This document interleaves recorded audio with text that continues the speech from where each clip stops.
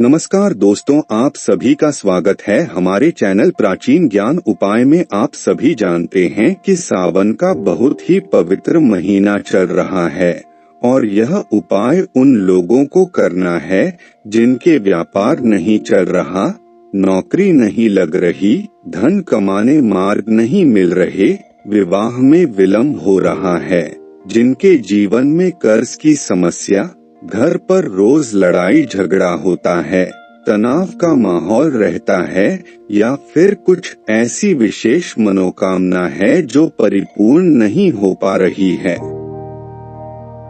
तो विशेष तिथियों में आपको ये 2 उपाय जरूर करने चाहिए। पूज्य गुरुजी ने अपनी शिव महापुराण की कथा में बताए हैं, अगर एक गरीब से गरीब रिक्शा चलाने वाला व्यक्ति भी इस उपाय करता है तो हम इस व्यास पीठ से आपको यकीन दिलाते हैं कि वो भी करोड़पति बनता है। पूज्य गुरुजी ने स्वयं अपनी शिव महापुराण की कथा में बताया है, ये उपाय बहुत ही खास इसलिए होता है क्योंकि यह पंचमी तिथि नाग पंचमी और सावन सोमवार के दिन पड़ रहा है।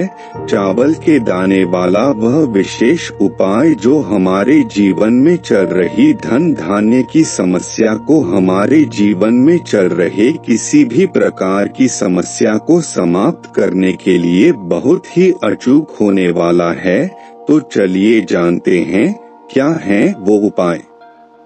लेकिन उससे पहले अगर आप भोलेनाथ जी को सच्चे दिल से मानते हो तो इस वीडियो को लाइक करें और हमारे चैनल प्राचीन ज्ञान उपाय को सब्सक्राइब करके कमेंट में हर हर महादेव जरूर लिखें। देखिए, सावन मास की पंचमी तिथि का यह विशेष उपाय पूज्य गुरुजी ने कहा कि हर घर में करना चाहिए। इस बार पंचमी तिथि 21 अगस्त यानी सोमवार के दिन पड़ रही है और ये उपाय आप सुबह 9:40 के बाद पूरे दिन में किसी भी समय कर सकते हैं।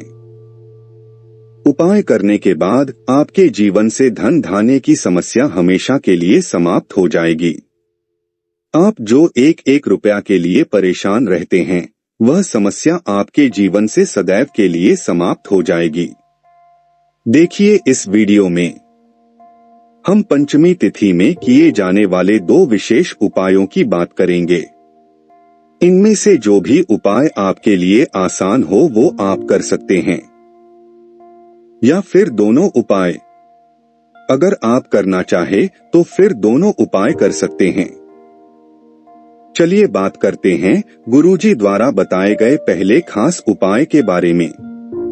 देखिए, ये उपाय आप चाहे तो गन्ने के रस से कर सकते हैं या फिर गुड़ के जल से कर सकते हैं। इस समय गन्ने का रस हो सकता है, इस समय गन्ने का रस आसानी से मिल जाएगा, ना मिल पाए तो फिर आप गुड़ के जल से ये उपाय कर सकते हैं। देखिए, इस उपाय के लिए आप गुड़ के 2-4 छोटे छोटे टुकड़े ले लीजिएगा, उनको चुरा कर लीजिएगा। उनको अच्छे से बिल्कुल बारीक बारीक अपने हाथ से मसल लीजिएगा, यानी उनको बिल्कुल बुरादा टाइप का कर लीजिएगा। देखिए, अब इस गुड़ को चुरा करने के बाद आप इसको जल में मिला लेंगे। आप चाहे तो आधी कटोरी जल ले ले या फिर आधा कप जल ले लें। इनमें से जितना भी आप जल ले सकते हैं उतना जला ले ले। आधी कटोरी अगर जल लेते हैं तो उसी हिसाब से आपको गुड़ पीस लेना है, यानी अपने हाथ से मसल लेना है और उस गुड़ को इस पानी में यानी इस जल में आपको मिला लेना है। अब ये आपका गुड़ मिला हुआ जल हो गया है। गुड़ को अच्छी तरह से आप पानी में मिला लेंगे ताकि ये पूरा का पूरा गुड़ पानी में अच्छी तरह से खुल जाए, यानी पानी में अच्छी तरह से मिल जाए। अब ये गुड़ मिला हुआ जल लेकर आपको पहुंच जाना है अपने घर में माता तुलसी के पौधे के सामने। इस जल को आप तुलसी रानी में 7 बार में समर्पित करेंगे। लेकिन समर्पित कैसे करना है वह आपको बहुत ही ध्यान से समझना है।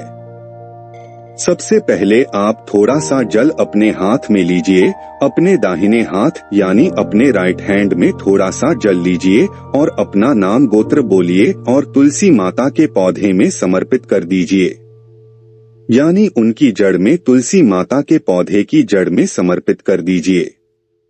फिर दूसरी बार में अपने हाथ में यानी अपनी अंजुली में जल लीजिए और अपना नाम गोत्र बोलते हुए तुलसी माता के पौधे में समर्पित कर दीजिए।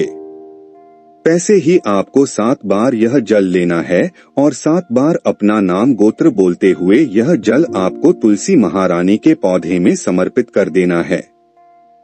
देखिए, पूज्य गुरुजी ने कहा कि ये उपाय आप शाम को सूर्यास्त के पहले कर लेंगे। सूर्यास्त के बाद आपको ये उपाय नहीं करना है। गुरुजी कहते हैं कि सावन मास की पंचमी तिथि में अगर हम यह विशेष उपाय करते हैं तो यकीन मानिए हमारे जीवन से धन धान्य की समस्या हमेशा के लिए समाप्त हो जाती है। और ये इस प्रकार से गुड़ वाला जल समर्पित करने के साथ ही साथ आपको अपने मन में ऐसे शुभ भाव रखने हैं कि माता तुलसी की कृपा से आपके जीवन से धन धान्य की समस्या हमेशा के लिए समाप्त हो रही है।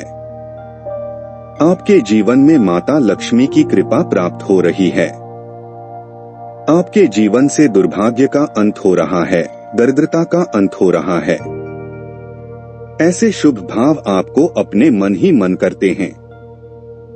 कहना है नीचे पूज्य गुरुजी ने कहा कि इस सावन मास की पंचमी तिथि में यह उपाय करने से आप बिल्कुल भी नहीं चूकेंगे।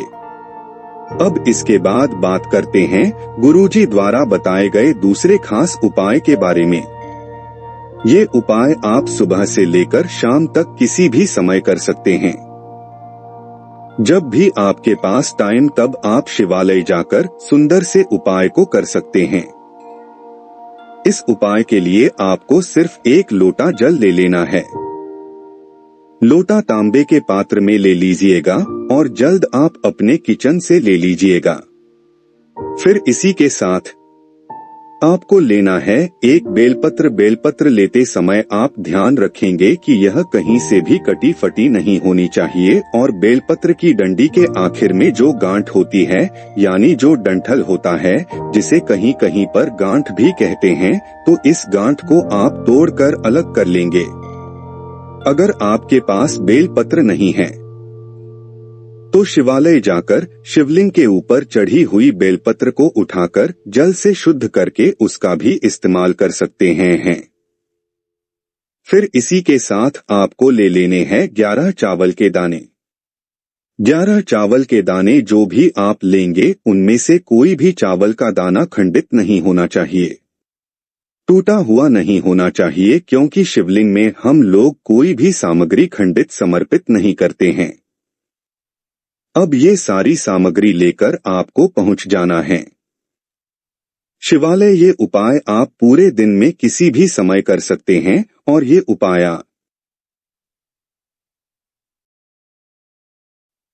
सोमवार के दिन भी कर सकते हैं, शुक्रवार के दिन भी कर सकते हैं और पंचमी तिथि में भी कर सकते हैं। यह उपाय भी आपके जीवन में धन धान्य की समस्या को हमेशा के लिए समाप्त कर देगा। और आपके जीवन में अगर मान लीजिए व्यापार में कोई समस्या चल रही है या फिर आपकी नौकरी में कोई बाधा चल रही है, नौकरी में आपको सही से धन प्राप्ति नहीं हो पा रही है, तो धन प्राप्ति से संबंधित सारे कार्य ही उपाय आपके पूरा कर देगा। लेकिन अब आप शिवालय पहुंच गए। शिवालय पहुंचने के बाद सबसे पहले आप एक काम करिएगा कि दक्षिण दिशा में बैठ जाइए और उत्तर दिशा की तरफ अपना फेस कर लीजिएगा। लेकिन अगर शिवालय में भीड़ है तो फिर पूजा जी कहते हैं ऐसी स्थिति में आप किसी भी दिशा में बैठकर शिवलिंग की पूजा प्रार्थना कर सकते हैं। देखिए, अब सबसे पहले 11 चावल के दाने लेकर आए हैं। उनमें से एक के चावल के दाने को इस 1 लोटा जल में डालते जाना है और श्री शिवाय नमस्तुभ्यम मंत्र का स्मरण करते जाना है। नीचे 1 चावल का दाना अपने हाथ में लीजिए और श्री शिवाय नमस्तुभ्यम मंत्र का स्मरण करिए और किसे 1 लोटा जल में डाल दीजिए। फिर दूसरा चावल का दाना लीजिए और श्री शिवाय नमस्तुभ्यं शुद्ध मंत्र बोलें और जल में डाल दीजिए। ऐसे ही आपको 11 चावल के दाने इसे लौटे जल में डाल देना है और 11 बार श्री शिवाय नमस्तुभ्यं मंत्र का स्मरण कर लेना है। फिर इसके बाद आप जो एक बेलपत्र लेकर गए हैं उस बेलपत्र को आप अपने दाहिने हाथ में ऐसे रख लेंगे जैसे सामने आपको स्क्रीन पर दिखाया। और हाँ है का दाहिना हाथ यानी आपका राइट हैंड में आपको एक बेलपत्र रख लेनी है।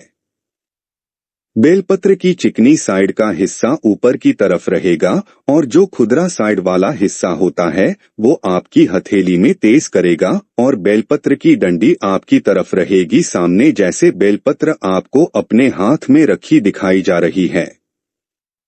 ऐसे ही आप बेलपत्र रख लेंगे और फिर एक लोटा जल जिसने आपने 11 चावल के दाने डाले हैं उस एक लोटा जल को इसी बेलपत्र के ऊपर रख लेंगे।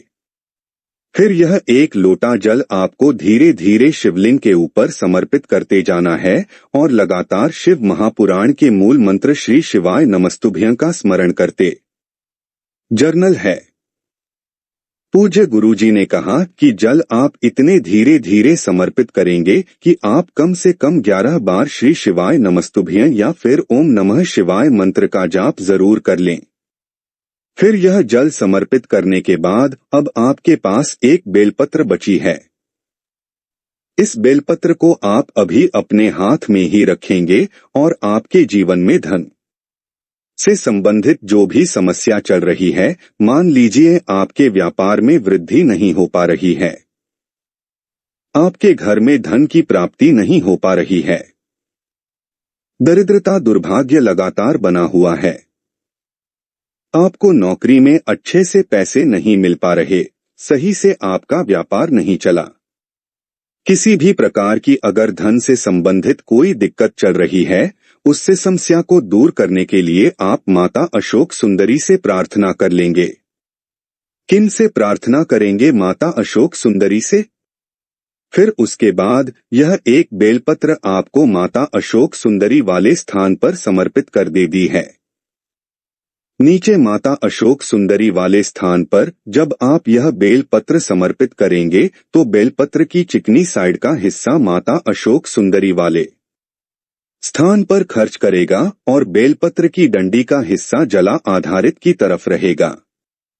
जैसा सामने आपको स्क्रीन पर दिखाया जा रहा है, ठीक ऐसे ही आपको यह बेलपत्र समर्पित कर देनी है। अगर आपको माता अशोक सुंदरी वाले स्थान के बारे में जानकारी नहीं है तो सामने आपको पूरा परिवार दिखाया जा रहा है।